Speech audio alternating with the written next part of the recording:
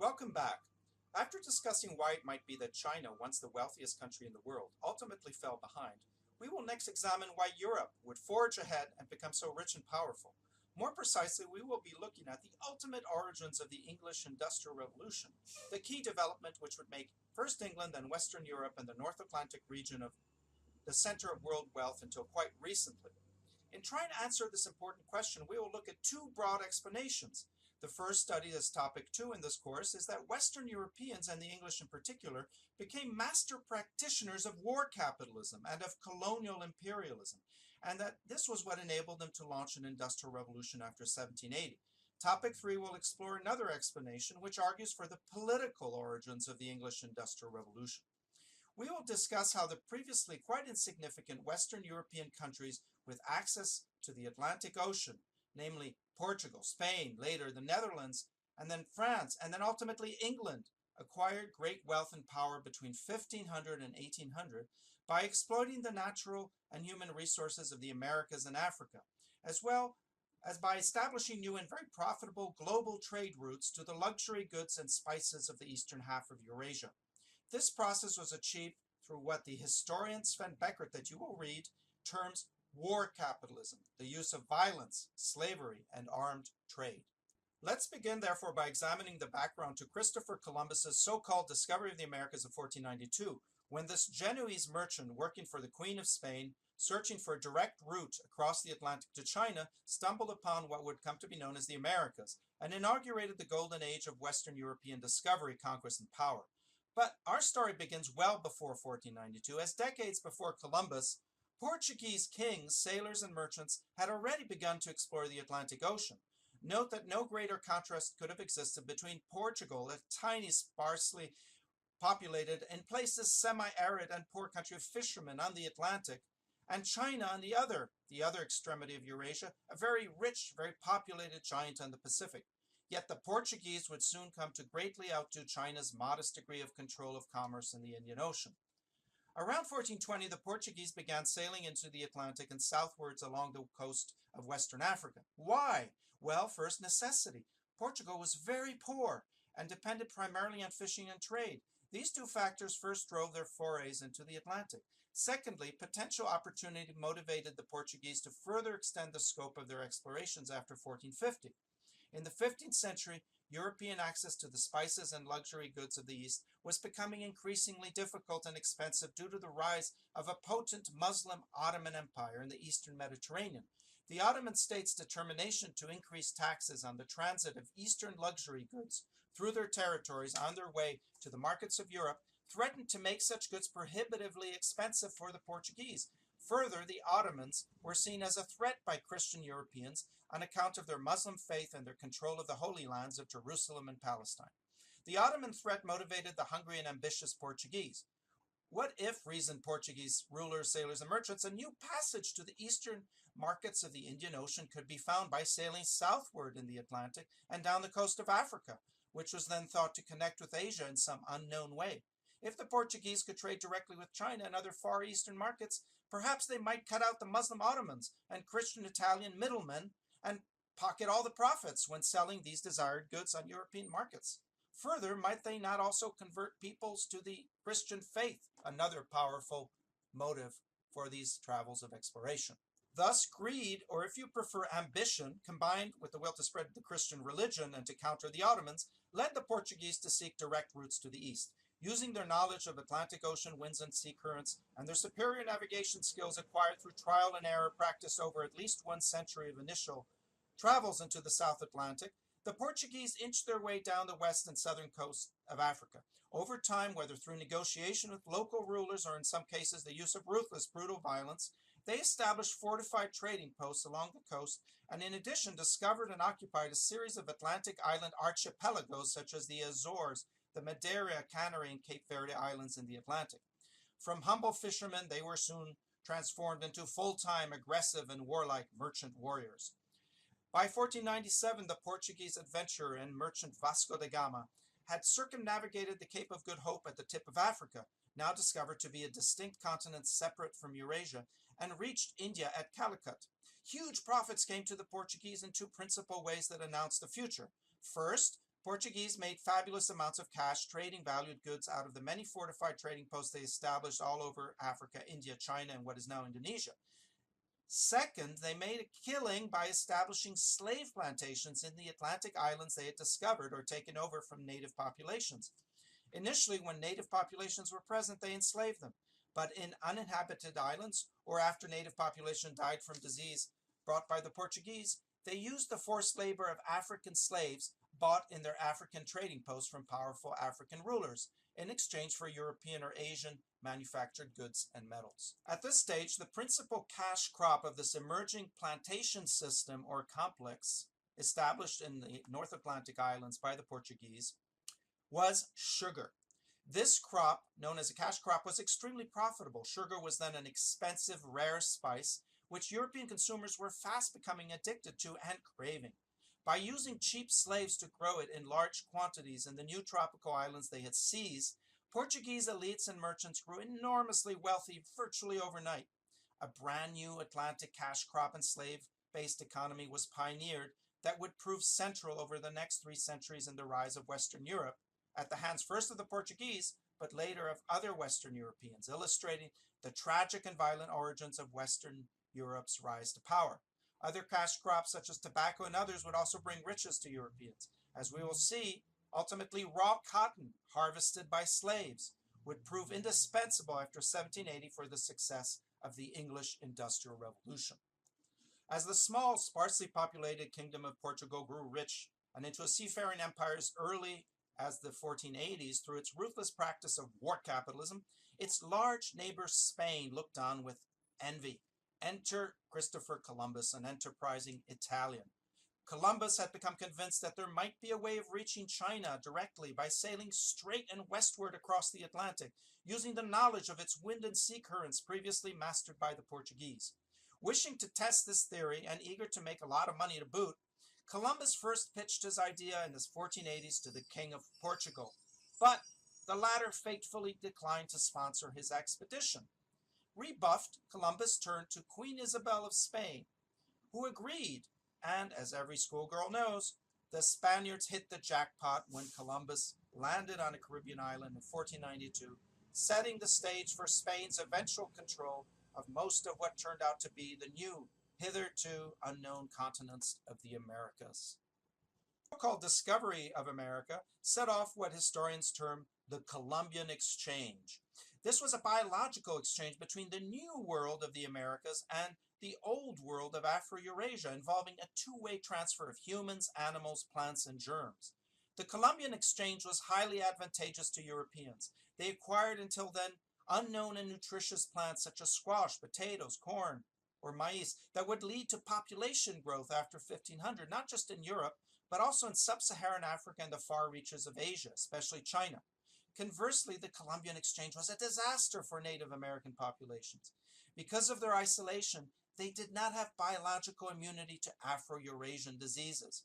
Within a century of European arrival, about 90% of Native American populations were dead, many from smallpox and Afro-Eurasian disease. Even more than technological advantages, Western Europeans benefit from this invisible weapon, disease.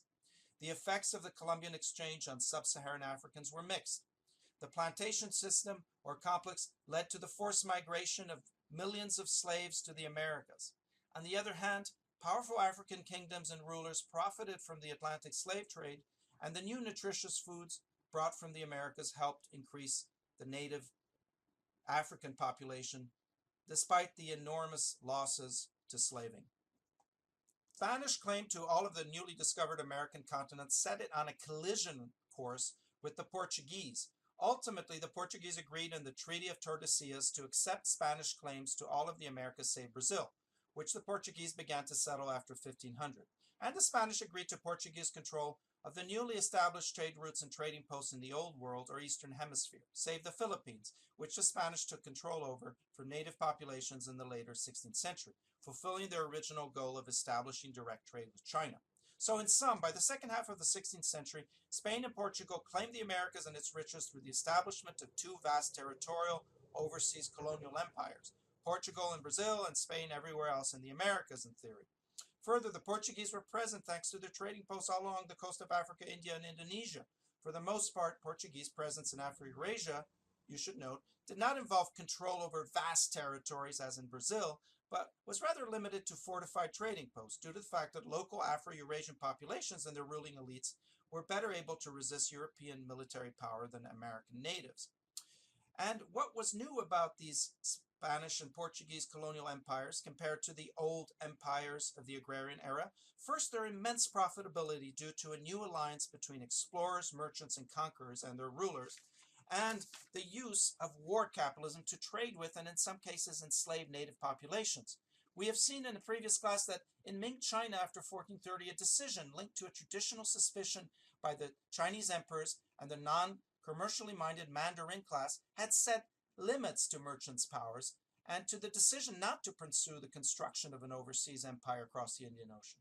So, while Ming China retreated into relative isolation, Western Europeans, first led by the Portuguese and Spanish, set out to forge a new Atlantic economy and more gradually, due to Afro-Eurasian ability to resist them, to penetrate trade networks across Afro-Eurasia. Following on the footsteps of the Portuguese and Spanish were their rivals in northwestern Europe. England, the Netherlands, France, and other northern European states never accepted Spanish and Portuguese claims to control all of the Americas or the new trade routes that reached far into East Asia. Having noted the immense wealth that could be acquired through war capitalism, they too wanted action, if possibly a large piece of the profit. Political, commercial, and other rivalries led the Netherlands, France, and England to challenge Spain and Portugal's commercial dominance.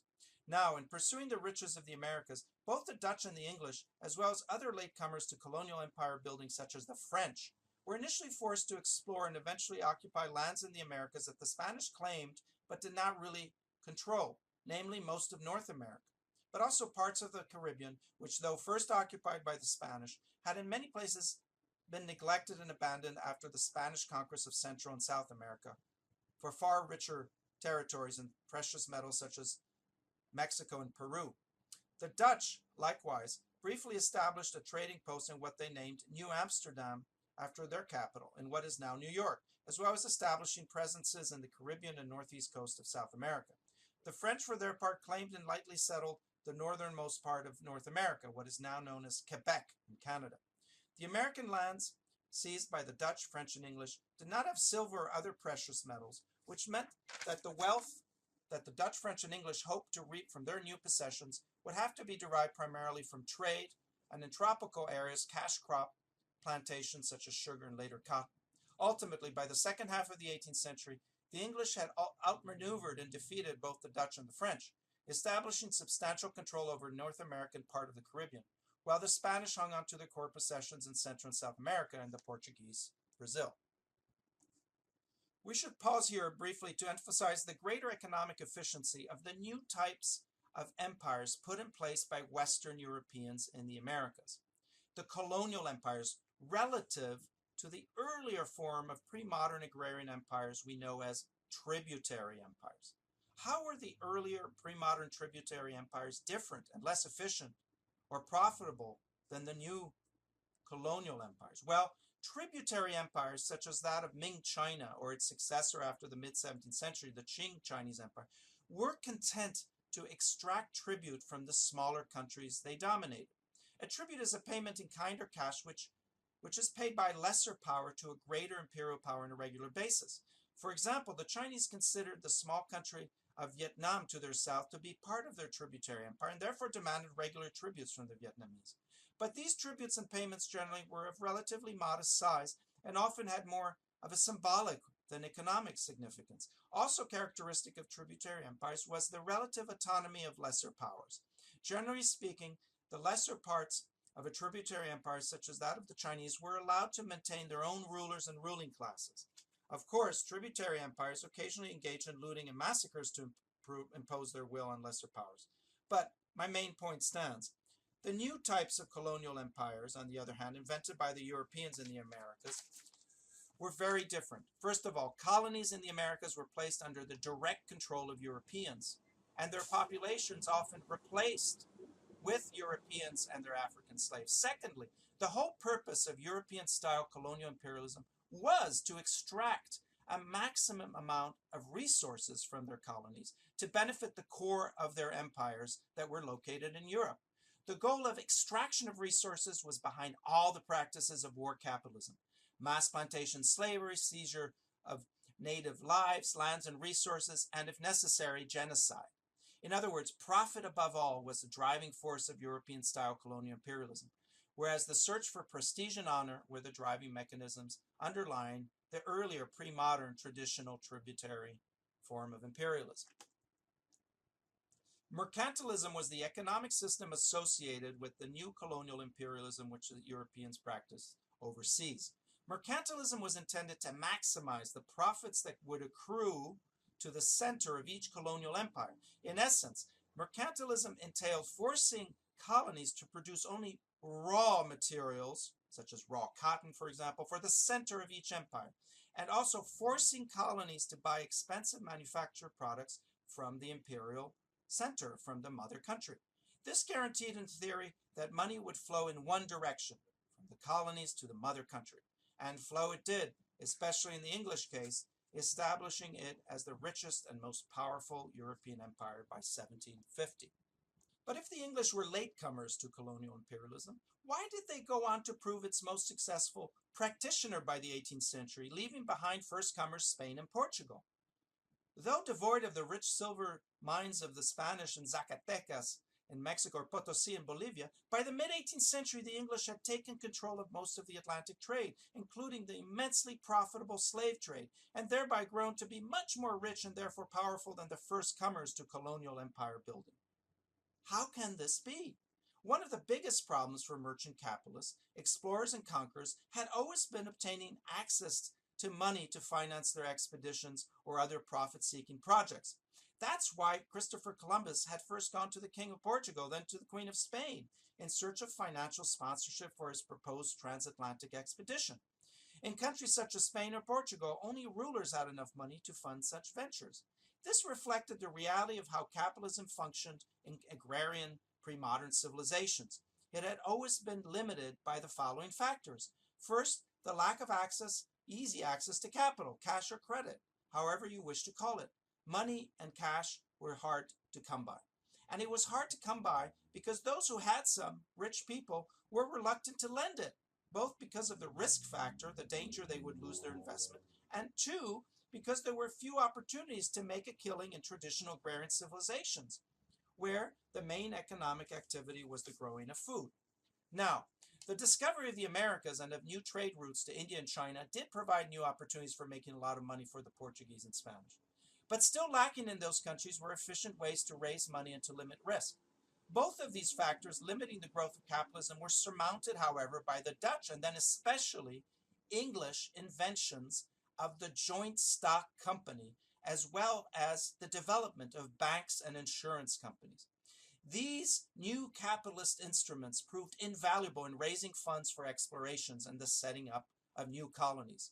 Most important was the invention of the joint stock company, the ancestor of our modern corporations. Though unlike them, early modern joint companies used violence routinely to achieve their objectives. But what is a joint stock company? A stock is a share in a company owned by investors who provide necessary capital. Thus, a joint stock company is owned by many investors. Because the investment risk was spread across many investors, the latter were more willing to invest their part of their capital or cash in a single joint stock company to sponsor its profit-seeking projects. And because there were now many more willing investors, it became easier in countries such as England to raise money from the rich for new capitalist ventures.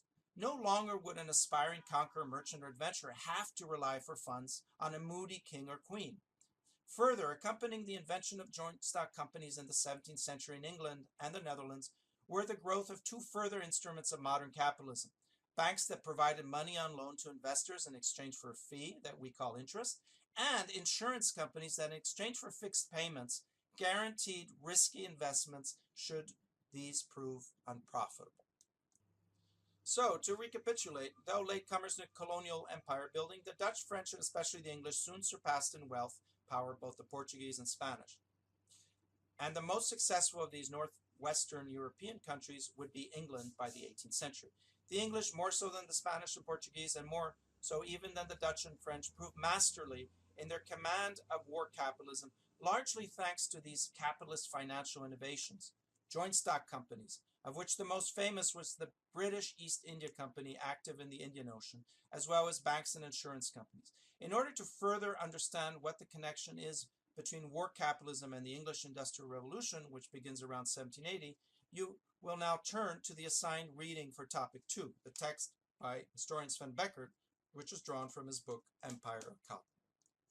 In conclusion, war capitalism and colonial imperialism, as practiced especially by the English in the 18th century, helped transform the traditional slow-moving capitalism of the pre-modern agrarian era into a much more dynamic force we may now term modern capitalism. The availability of new profit opportunities, new capitalist tools such as joint stock and insurance companies, banks, which reduce risk and simultaneously increase credit or access to cash, all of those quickened the tempo or speed of the economic cycle. In the pre-modern economies of traditional agrarian societies, the profits from production tended not to generate rapid growth. In the modern economy of modern capitalism, on the other hand, profits were now continuously recycled into more production and more growth in an endless cycle of wealth creation, as illustrated on the right of your screen. And this new, more dynamic economy produced not only more and faster economic growth, but also a new mindset, more oriented towards the future. Future profits, future growth, future change, innovations. In other words, a novel or new mindset that is closer to our own, a modern one. Note that much of this shift to modern capitalism was made possible by the violent and inhumane practices of war capitalism, including mass slavery. That is why war capitalism highlights the coercive or violent origins of modern capitalism. It can be said that in more ways than one, the new wealth being accumulated after 1492 by Western Europeans came largely at the expense of non-Europeans.